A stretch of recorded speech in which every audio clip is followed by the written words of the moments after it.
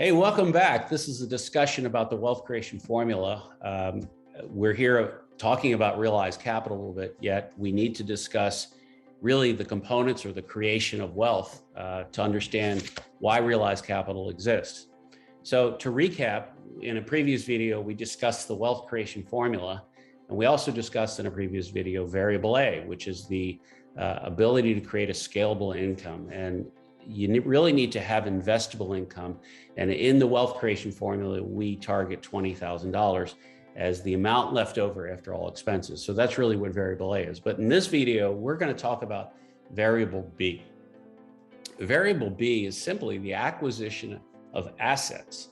Now, you might say, well, what's an asset? Assets are anything from real estate to stocks and bonds to commodities like gold, silver. It could be a small business. It could be a private business, a public business. It could be a mortgage. Mortgage assets are dear to me because I've been investing in mortgage assets for all my life. But an asset is something you want to acquire. Wealth is created predominantly through the creation of a scalable income or the acquisition of assets. How many of you know somebody that over the years bought stocks and those stocks went up in value? Or how many of you know people that bought a lot of real estate, say in their 20s, and over the next 15 years, their tenants paid down their mortgages and the real estate went up in value? In the last couple of years, we're making this video January of 2022, inflation has driven the value of assets up substantially since COVID hit.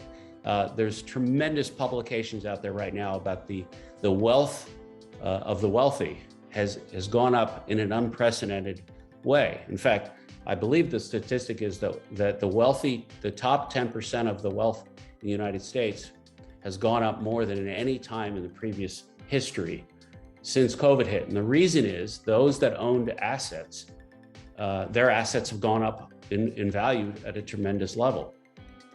If you did not own assets during this period, you were actually penalized in a big way. So the wealthy got wealthier and the poor got poorer. We've all heard that statement. So variable B of the wealth creation formula is simply the acquisition of assets. And in the wealth creation formula and in our courses in Money Club, we will teach you how to acquire assets, even if you have no money. The key is to put yourself in a position to acquire assets. And we target $1 million. You want to be able to acquire a minimum of $1 million worth of assets. And I know that sounds daunting, but believe it or not, it's achievable for everyone.